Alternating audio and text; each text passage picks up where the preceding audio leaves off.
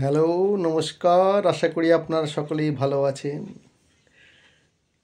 Good news নিয়ে এসেছি, বাঙালির আবিষ্কার। আরে 2024 শুরু হতে তো একদম গোটা পৃথিবী জুড়ে বাঙালির জয় জয়কার।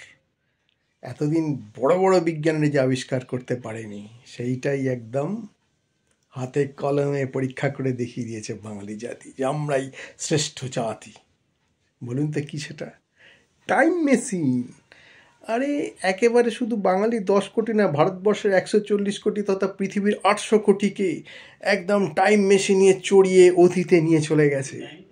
অতীত? হ্যাঁ, অতীত মানে মধ্যযুগ। মধ্যযুগে নিয়ে চলে গেছে একদম 400 500 600 বছর পুরনো। তখন যে ধরনের সমাজ ব্যবস্থা ছিল সেই রকম সমাজ ব্যবস্থাকে চাক্ষুষ প্রমাণ করিয়ে দিয়েছে, এবং সেই সমাজ ব্যবস্থাকে বর্তমানে তুলে এনে পাঞ্চ করে দিয়েছে। আগে কেউ পেরেছে? কেউ করতে পারেনি, একমাত্র বাঙালি জাতি দেখিয়ে দিয়েছে। কিন্তু আমার একটা ব্যাপার হলো, চিন্তা হচ্ছে যে এই কৃতিত্বটা আমি কাকে দেবো? গোটা বাঙালি জাতিকে দেবো, ভীরু কাপুরুষ বাঙালি জাতিকে দেবো, নাকি কয়েকজন সাহসী গুন্ডা বদমাস তাদের দেবো, নাকি কয়েকজন বিশিষ্ট মানুষকে দেবো? সেটা বুঝতে পারছি না, কৃতিত্বটা কাকে দেবো। এটা ঠিক সবাইকে ঠিক মধ্যযুগে নিয়ে চলে গেছে, মধ্যযুগকে আবার বর্তমান যুগে নিয়ে চলে এসেছে।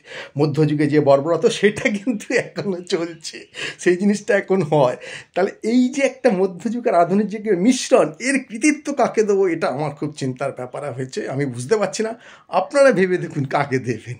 হ্যাঁ, তাকে একটা বিরাট প্রাইজও দেওয়া উচিত সেই হিসাব মতো।